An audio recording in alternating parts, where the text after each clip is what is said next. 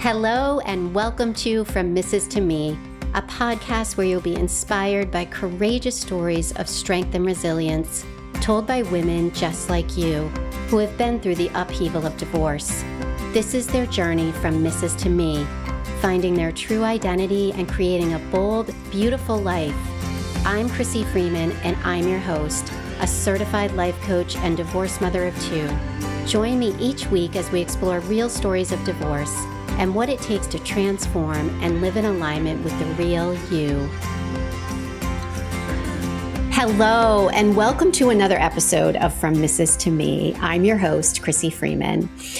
We are running a special series on From Mrs. to Me podcast this month called Overcoming Financial Overwhelm After Divorce. So I'm excited that my first guest in the series is a familiar face since she's been a prior guest sharing her inspirational story on From Mrs. to Me. And if you didn't watch or listen to the last episode, Elaine Benfield was here to talk about many things, but I want to highlight that Elaine also has a podcast called Her Stories, where she highlights incredible stories of women who are inspiring, who are changing their lives and sharing their stories.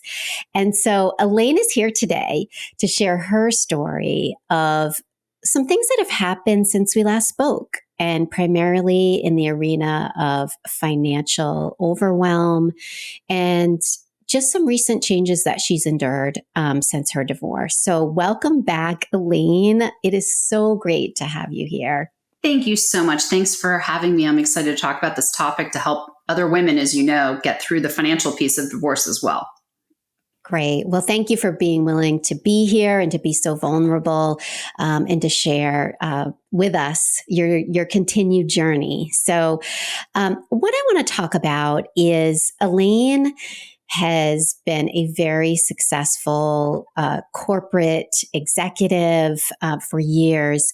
And part of what we talk about on this show is our identity. And I like to talk about how your career can also be a part of your identity, right?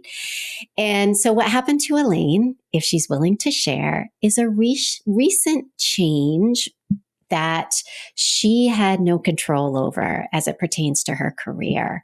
And so, Elaine, I'm not going to share the details, but I'm going to go ahead and hand it over to you. If you could just share what has transpired as it relates to your career. Yeah, it's interesting. So I have been in a software company for the last 16 years. And, if you heard my story before, I broke my ankle in October, had surgery, and was really for 12 weeks basically incapacitated, had to have my foot elevated. I ended up getting MRSA, ended up having, was allergic to the titanium, which I guess is 1% of the population has that. So I had to have a second surgery in April. I came back 5 days after having it and I was out for 5 days and found out that my position was being eliminated after 16 years. So I joke that on my bingo card, that was the last thing I thought humanly possible, that I've been through enough the last few years and they're restructuring. And I found out that I'm being packaged out after 16 years. And it was, the first expression truly was, what the F? You've got to be kidding me. That was the one stability. I loved my job. I loved who I work with. And all of a sudden, I've now been through a divorce. I have to sell my house. I have to, find a new job. And as you said, my identity, I've been in tech for 25 years, and having this kind of shell shock was mind-blowing to me. And it wasn't performance related. It was, the new person that's heading it up wants to shift the team. It is what it is. But it's definitely, rocking the last piece of the core of my world, which didn't think was going to happen. Yeah. And, we talk about change all the time and how challenging it can be, right? I'm going through one myself, as I shared with you professionally. And there's something about about it is, we work so hard to build up, I'm in my 50s as well. And we work so hard to build up that career and something that we're proud of. And especially when you're going through divorce, there's already this sort of, I'm going to now be single income, right? I'm now going to be doing things on my own as a mother, as the provider, primary provider for my children in the household. So tell me about sort of as you've sort of processed this, um, what sorts of things have you discovered about yourself as you navigate this scary, unknown new territory? Yeah, unknown's the right word because I kept running towards something going, okay, well, I have my job. I know I have that financial security of an income, like a check coming biweekly. And all of a sudden to have, wait a second, what is going to happen? What's my future? Because to me, I honestly thought I'd probably retire at this company. I'm 51, I'll be 52 in August. I just didn't even consider that wouldn't be. I've loved the company. I've lived and breathed it. I raised my kids, working there. And it's all of a sudden, now what do you do? And then it starts questioning, once again, I'm a 51-year-old woman trying to get back in the workforce. And I think it is super hard. And how do you put your mind around this is not you, that this is a corporate decision? You're no one. You're a number on an Excel spreadsheet. And this is not related to you, but how do you pick yourself up? And I was joking with you that my friends are like, resilient. You just can't get more resilient than the stuff I've had in the last few years. And I think women hear this all the time.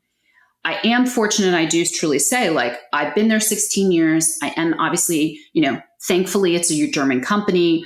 I will get severance, but that doesn't change the fact that I'm selling my house to buy a new house and I have a time clock. I have to buy a new house before I no longer have a full-time job. I have the money in the bank after I sell the current house, but it's not going to sustain me. And what does that mean? And what does the future look like? Because I truly believe, and you might feel the same, I'm at the top of my game. I have all these years, 25 years of work experience, and I am by far delivering better results than I have my whole career. It's the culmination of my career. And to be like, oh, well, now you need to figure out what's that next chapter is extremely daunting. And what is the right move? Yeah. And so the house, you mentioned, your house and selling the house. And I remember myself as, selling that family home after divorce and how overwhelming that alone felt for me, because you're going through, okay, this is a very competitive market. But what are the things that people want in that house? And then also, how am I going to do it? How am I going to do it? Find the lawyer, find the realtor, the right one, find out what can I afford? How can I buy a new home? So tell me about what you've been going through. Well, first of all, how did you get to the decision that you needed to sell your home? And then second, what sort of steps have you been taking now to try to navigate selling your home? Well, it's interesting because when I mentioned in October, I mentioned that really I was seriously in bed for 12 weeks and I couldn't read a book because I had to be flat on my back. Really couldn't watch, a little bit of movies, but it was awkward. I had time to think. And I honestly feel that all these things happen. And I think anyone listening, things happen for a reason. You and I completely believe, even though we didn't know it at the time, those 12 weeks gave me a moment to go, how am I going to get out of this? My ex isn't paying anything. He walked away. I'm left with a very expensive home that was dual income, to support it. And we have two kids in college. It was like mind blowing.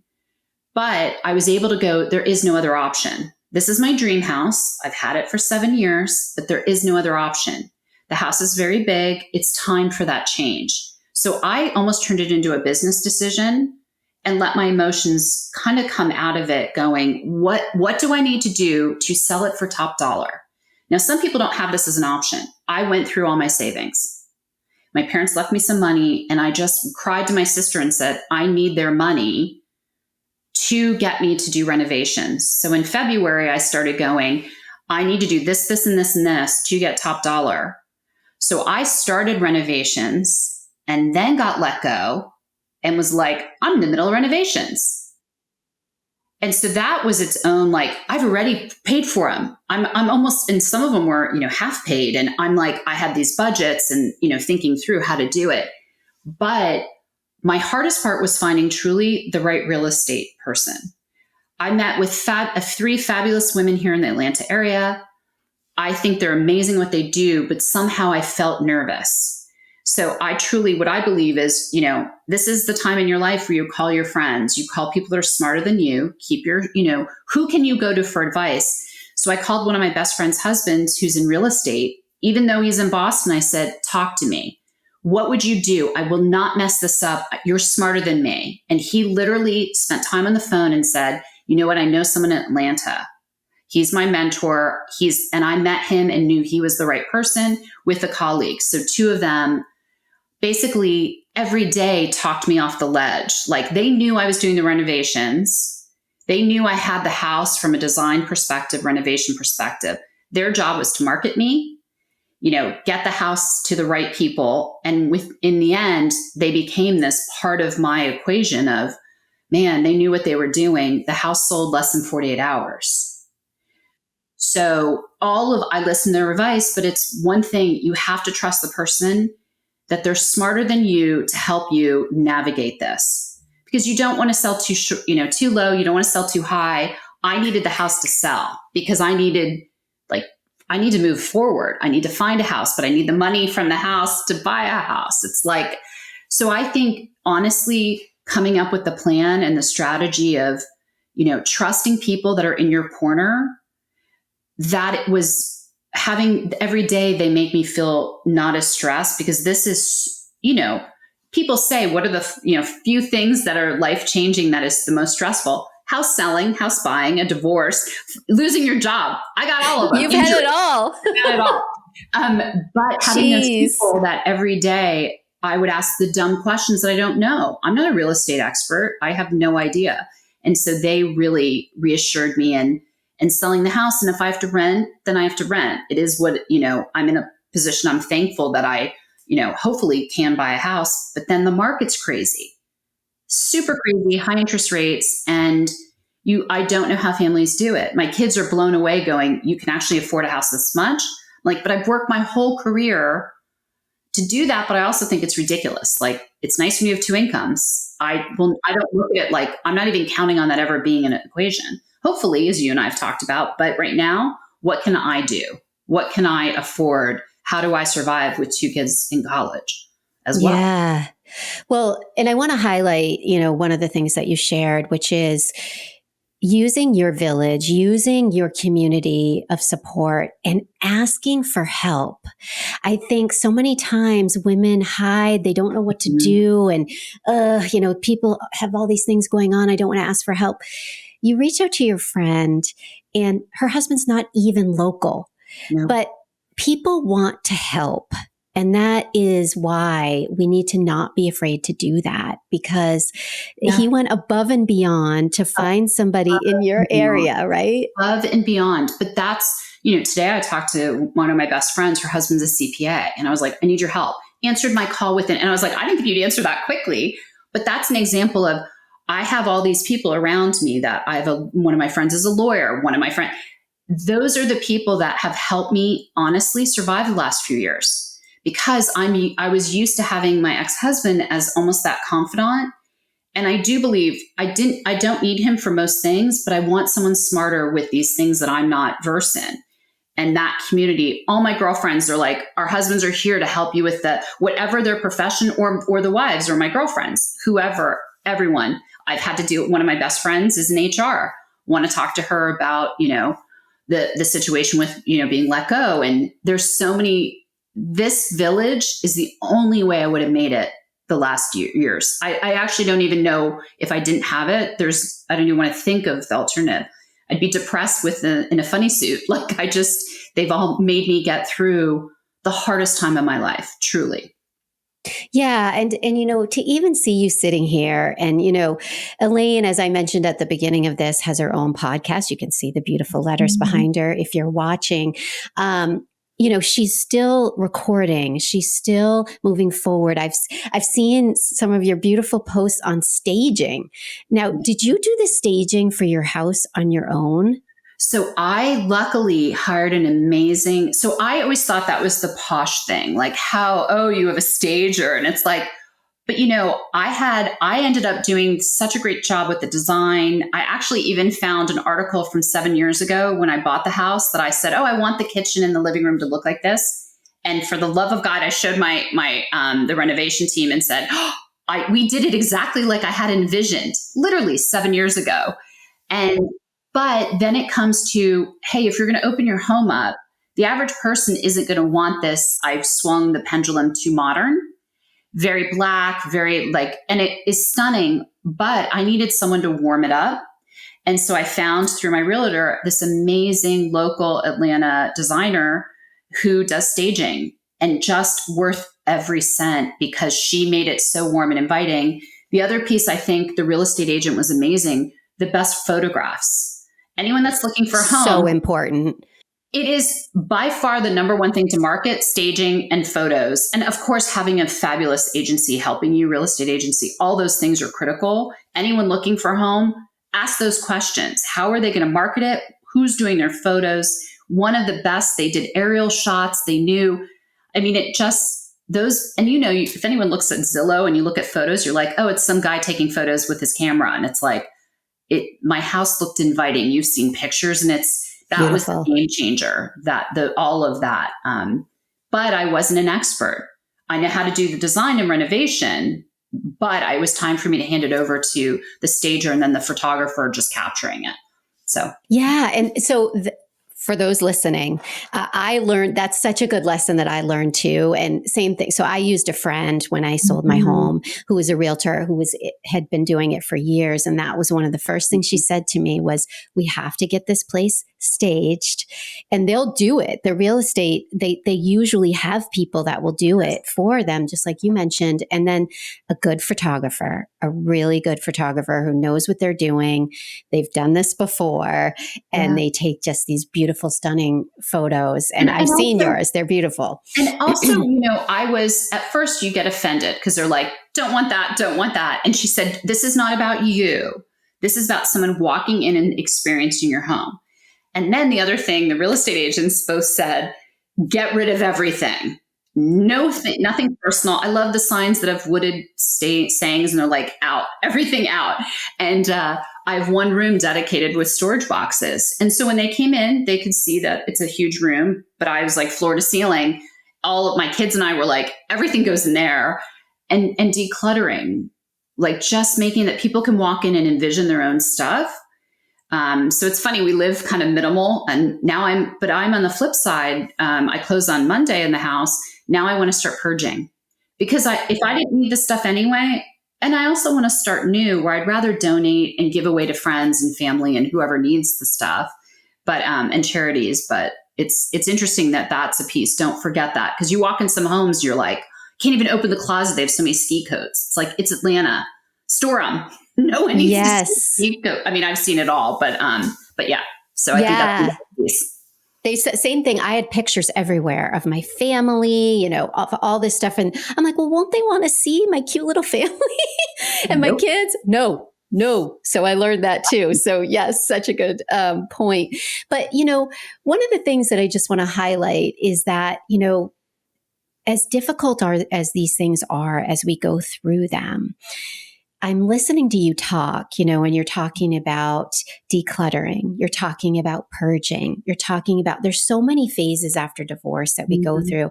I didn't sell my family home until a year after my divorce, same as Yeah, you. same, identical, same time frame. Yeah. Yeah, exactly the same. But I wasn't ready to prior to that. Mhm. And Same. now, same for you. And so for those of you out there who are rushing to make all these decisions, remember it's not a race, and you Mhm. have to be patient with yourself because, and we're talking about a house now, but I do want to pivot in a minute and talk about some other things. But It's dating. It's all these things that people are rushing to, and it's all divine timing. It's all going to happen when it's supposed to. I And truly for believe that. you and I have had this discussion that you and I both were in the same time frame. My kids wanted me to sell immediately. I wasn't emotionally ready, and then shocking, I got hurt, so I couldn't. But to me, I needed that year. I can walk away the end of August. I'm able to be here a few extra weeks. I can walk away going, I had this house, but now my next chapter. And I'm able to emotionally let it go and let go of that past chapter. But everyone has to go on your own timeline. If you have a financial piece and you're like, I have to sell the house. I know many women that do not have an option and have to sell the house within a month, like a couple months. I feel so sorry that you have to go through that, and your process is sped up. But if that's what has to happen, because also you don't want to be financially so insecure. If the house is what's holding it up, I respect that. I decided to go more in debt to try to keep it another year to renovate. Like I chose a kind of my own timeline. I don't, is it the right way? It was the right way for me. Yeah, exactly. And for those women who need to sell it right away, that's what's supposed to happen. Like that is their time frame, and this is their time to move on and to let go of the home. And, one of the things I want to address is I think a lot of women too struggle if that's where they raise their children or have been for a long period of time. It's like letting go of something that their children know. And so I also want to say that it's good for them too. It's good. The change that's going to happen. It's a new chapter for everybody, And not kids, just for you. kids, you and I have talked about this. Kids are really resilient. You have amazing Yeah. children too. That my kids are really excited. My youngest is going house hunting. I, in a million years, never thought he'd be sitting in the front seat of my car. And I'm like, what'd you think? And we have this, I love my real estate agents. Like, we have this, you walk out of a house and you have to say what number you think the house is. And only one could be at top. Like, so you at the end of the day know that is the house for today. Then you can start comparing. And the houses go really quickly. But if you would have told me I would have my 18-year-old help me and go, I think this couch would look good here. And this is where, but he wants to be part of this new chapter. He's sad to see the house go. All my kids are, my three of them, but they're also like, we can't wait to see where you go. And where is going to be where are we having Thanksgiving meals? Where are you cooking dinner for us? They're more excited almost than I am on that we're ready. We're really ready. And that I love that. Obviously my kids are 18, 19, and almost 25, but that's where you let your kids, they'll be okay. It's not great. This was a hard process of boxing stuff up and, cleaning out your rooms and always be ready for someone coming in to the house. That's not been a fun, don't love that. But kids are really resilient. Yeah. And you let them be a part of the process, and they're there with you doing it. And that also just makes them feel like, okay, we're all in this together. Not that they're going to make the final call necessarily, but they're a part of the process. Yes. Yeah. After my son found a house and he was like, I'm really mad that you don't want that house. And I was like, and he goes, fair enough. This is your home. I'm like, fair enough. I'm also buying it. But right. It's him having that opinion to say why he thought it was good is great. He's all their opinions are really important to me, because it'll be their home forever as well. Or as long as I have the home, it's the next chapter for all of us. Yeah. And one of the things that I went through, and my kids did too with me, is we did sort of this manifestation type of exercise where we were like, okay, what are the things that we really want in the next place? Everything from color to windows to the sun to the yard, how it's facing. Is it a neighborhood? We went through all that. And so it was so cool when we finally found it and it had so many of those things. It was almost like we had manifested it. When you know when you know. And that's where I walked into many homes. And for anyone that's looking at homes, oh my God, are there homes that are disgusting? And you're like, look at the price going, but I have to redo everything, all the bathrooms, all the kitchens, all the floors. And you're like, okay. And that to me was daunting. But then we walked in a home and my son and I said, this is the one. Unfortunately, another offer beat us. So we're waiting that hopefully that offer will fail on the next offer. But it's one of those. And I told, it's hard for me as an adult. My son's like, you're so disappointed. And I said, if it was meant to be our house, it's going to be our house. If it wasn't, then we're going to find another house. Like, it's not like there's no more, there are homes in Atlanta. It's just timing. So trying to explain to him, yes, life's about disappointments and we still have a chance. I'm not giving up yet. He's like, you really rally to the end. I'm like, oh yes, I do. You want something. And, I think that's for all of us. We're striving for what we want and desire in life in this kind of new world we live in. Yeah.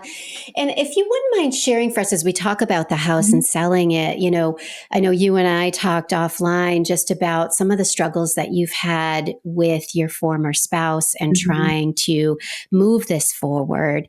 And if you wouldn't mind sharing, you have you had a lawyer that you worked with, and Mhm. obviously we won't disclose who that was, Mhm. but you learned some things from the divorce and that experience as it pertains to the house.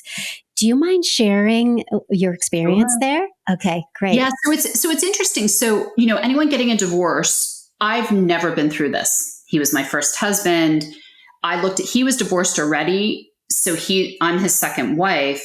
But as you go through divorce, I'm the one who had the lawyer, and he represented himself. He didn't want a lawyer. He's going through changes where he doesn't have a job, he doesn't have permanent employment. He was an executive. It's his path changed.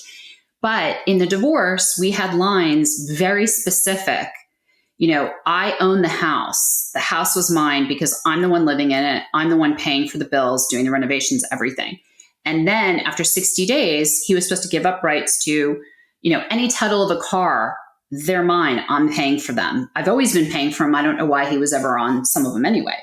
And then the other piece was the quit claim for a house. So in the divorce, we agreed the net 100% proceeds go to me. So at 60 days after the divorce, we never did the paperwork. I followed up, kept following up. So I had to literally hire lawyers to draw up papers and basically fight to have something that we agreed on literally last August. And I solved it in the beginning of June. And it's from me chasing, being like, hey, you need to sign this. Now, another caveat is my ex-husband wants to go bankrupt. So sorry if he's listening to this, it's the truth. But if he went bankrupt and his name is on the deed, he gets the house. So I literally lost my mind, and we don't really engage. We don't talk. The kids see him. We're not in each other's lives anymore because of the situation. And I just jumped in and said, you will screw me in the house. The kids won't have a place to live. Like, come on, you're not paying for anything. Hold off on the bankruptcy. And to his credit, he was like, I didn't realize it would obviously impact your world. I'm like, okay, great. So he's doing that. But I would recommend to anyone going through a divorce, if they're telling you, and it could be a legal thing that it needs to settle, I don't know. But honestly, any documents they say you need at a certain period of time, get them all signed at the end when you're signing the paperwork. Lesson learned, I have wasted money trying to get this over the finish line when it was part of the divorce anyway. He agreed to it. So anyone listening, just make sure, ask those lawyers those questions, like wills, life insurance policies, add all of that and make sure everything's signed when you can, when you're in not a horrible situation, because it doesn't get better after divorce. Very often it becomes more toxic. Sometimes it gets okay. It's okay. But just know, add all those into it. So that's something I really wish I would have known and learned right from the start. Yeah, and trying to chase those things down after. I had to do that when I was selling my car. I didn't realize we had purchased the car together and his name was on it. And I had to get him to sign a release to basically sell it to me, even though I already owned it, so that I could sell it.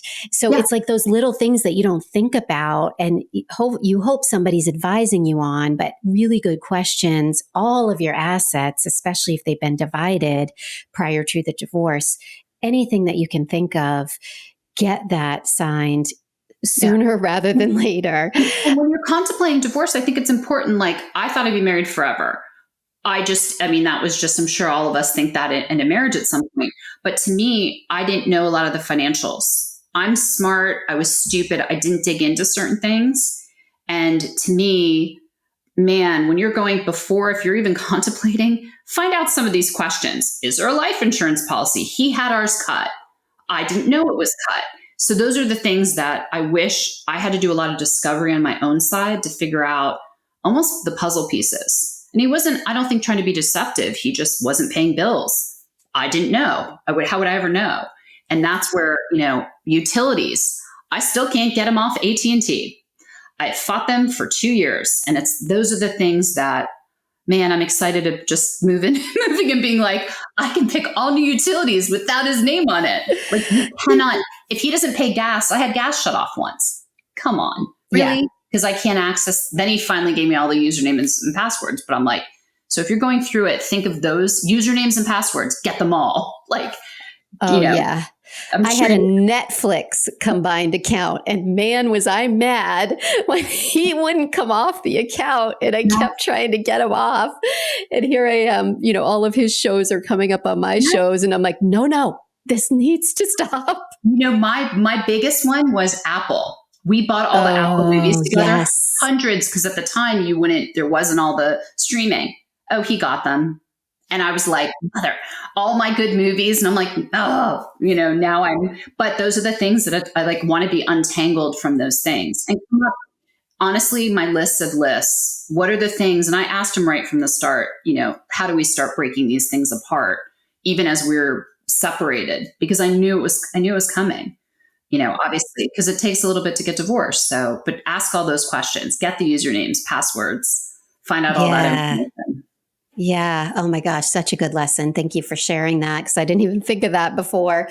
And we all go through it, especially when everything is split down the middle, and it's, you have to think about these little things. So thank you for highlighting that. And so as we think about your going back just to the career again, because I think, there's so many times in our lives where we need to pivot, right? And we need to reinvent ourselves. And we need to be creative in whatever that is. And, for like you and I, who've had the same profession for 25 plus years, it's like, whoa, it is a really scary thing to think that I might have to reinvent myself. I might have to think differently. I might have to remarket myself. I'm not 25. I have, right. And then, like, I'm running, as you said, I'm the sole breadwinner for my children in college. I'm their future. Like, they're on my payroll for 5 more years. Like, that's the way I look at it. And if they go to graduate school or whatever. But then you look at, I'd like to retire someday. But then you look, I'm now looking, oh my God, I have to work so much longer because of all this that happened.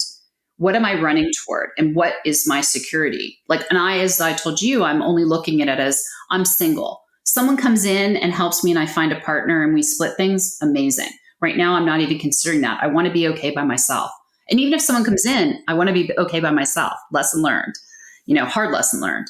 But you do have to pivot. And I feel being older, I'm not 25. I have to figure out what's that next chapter and what am I willing to settle? I was mentioning to you that I had, an interview at a job and they want me to have a third my salary. Would they do that to a man? I'll be honest, I don't think so. So that's where it goes, I'm not sure. What am I willing to settle for? Or do I just need stability? And I got to build myself back up again. It's crazy to think that, but that might be the reinventing myself.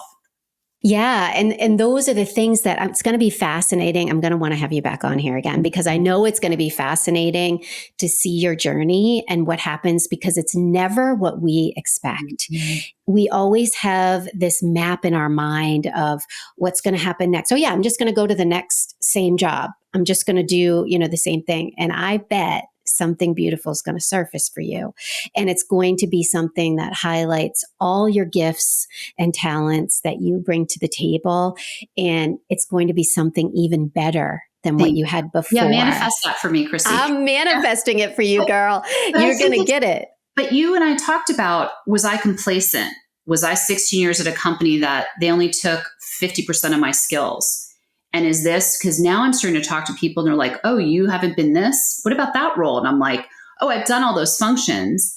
I think I was selling myself short. So I agree with you that now I'm looking at job titles 2 years ago, I never would have looked at. But now I'm like, wait, I'm qualified. I look at all the things. I could do 90% of the jobs.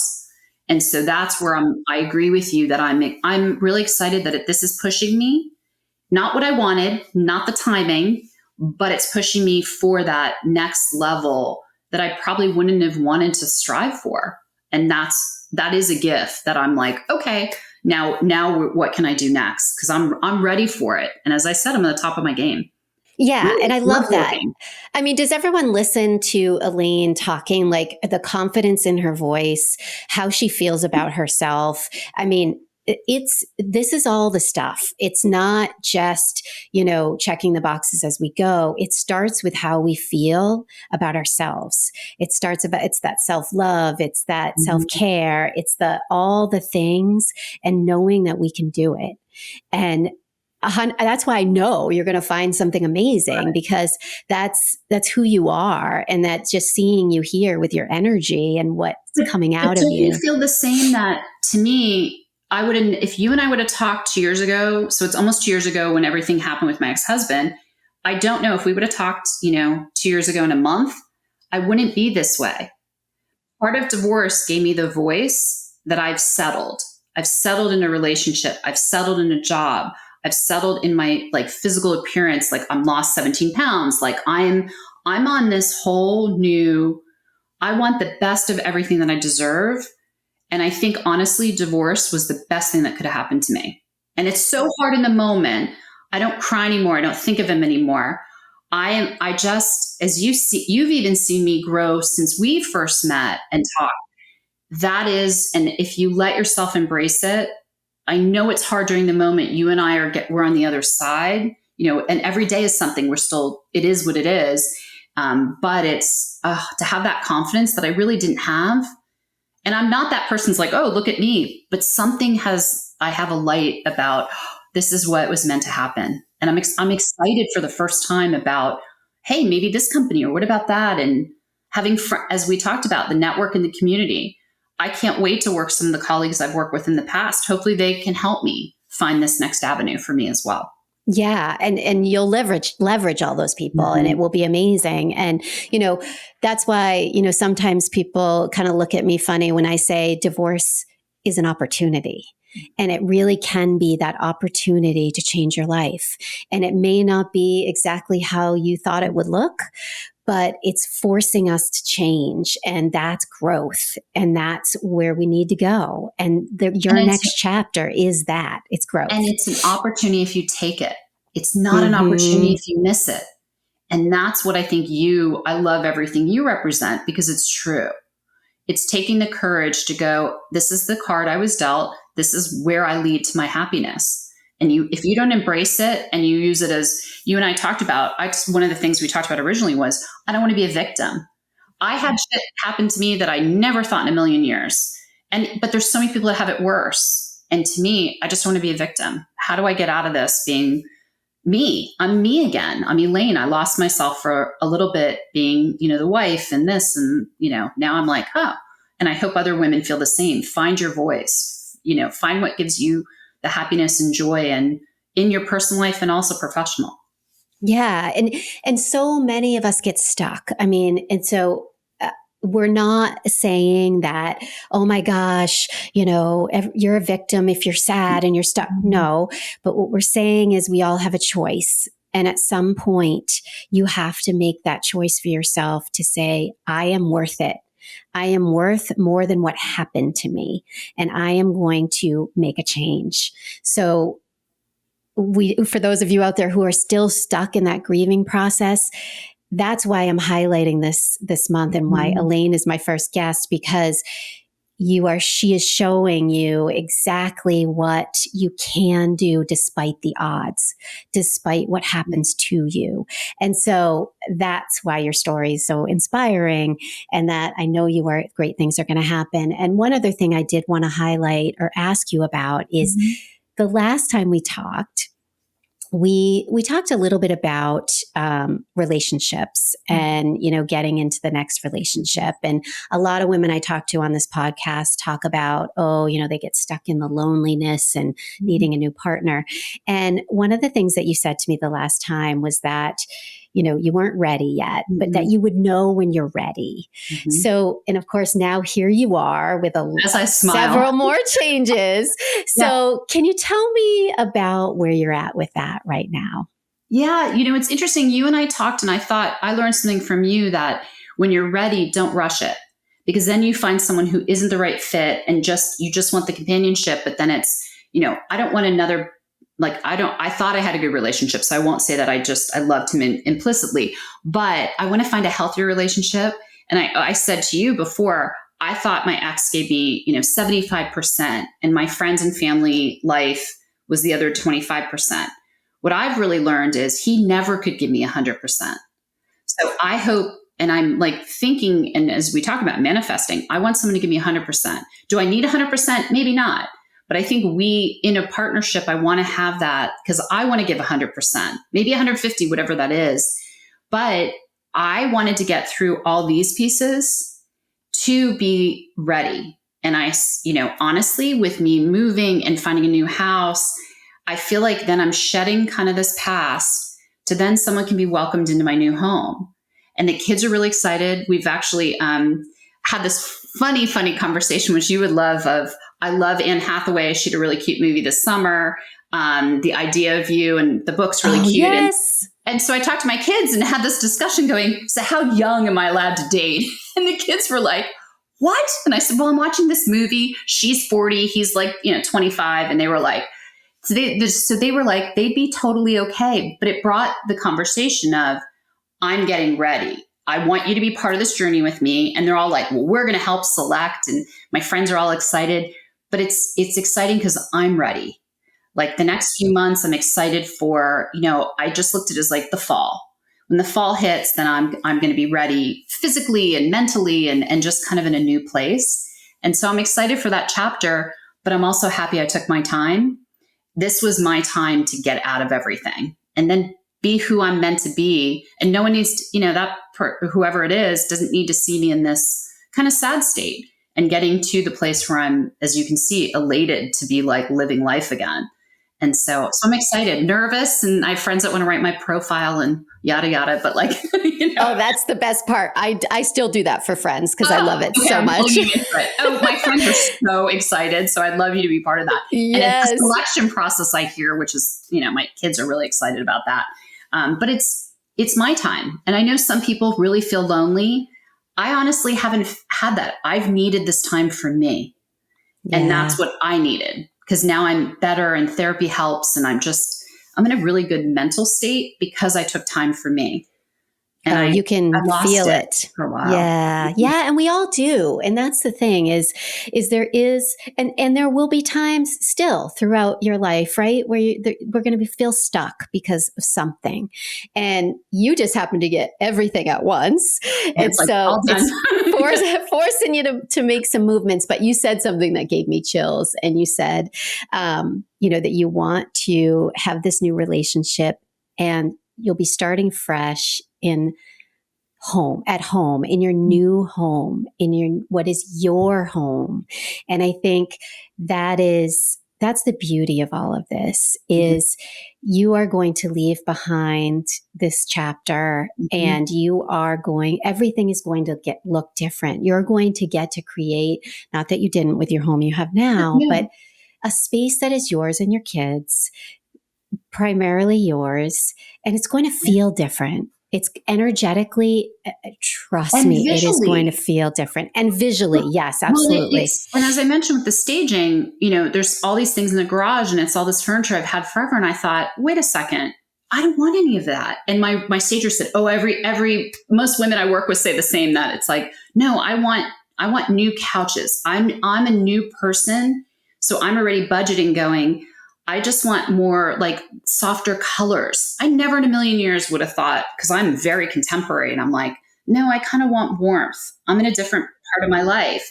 And so that's exciting going, I'm starting to look for chairs, like things that I haven't done in 25 years. And that's part of, the new house, the new look. I'm going to do things differently. This is all what I want. And I've never had that before in my life where I'm like, get a pick start to finish. And it's my house. I did it. I was able to sell a house to afford a house. And that is amazing, because I didn't think, if you would have told me 2 years ago, I didn't think I could do it. And that's the power of, really pushing forward and finding that. So I'm excited for that. Finally. So. Yes.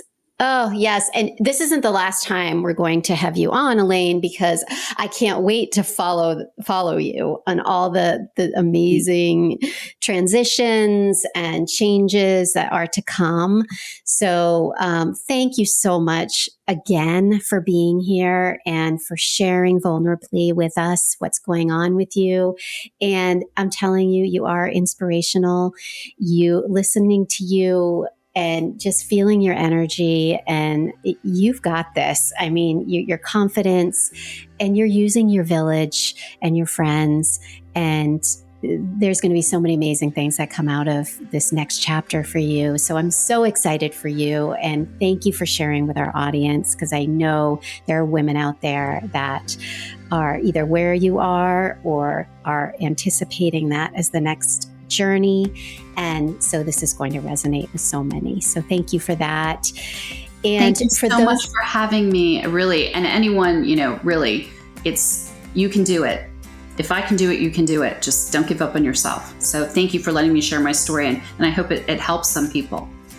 Yes, and I will include Elaine's information once again in the show notes, how you can contact her, how you can find out more about her stories, and where you can listen to that as well. So thank you for joining us. And for those of you listening, this is going to be an exciting series, so you want to tune in. Each week, we're going to be talking to a new guest about financial overwhelm and how they are working through it currently, and some who have overcome it and they're on the other side. So tune in, and we'll also be dropping these podcasts early in the my Facebook community, From Mrs. to Me, Rediscovering You After Divorce. So if you want to get them as they drop, join now.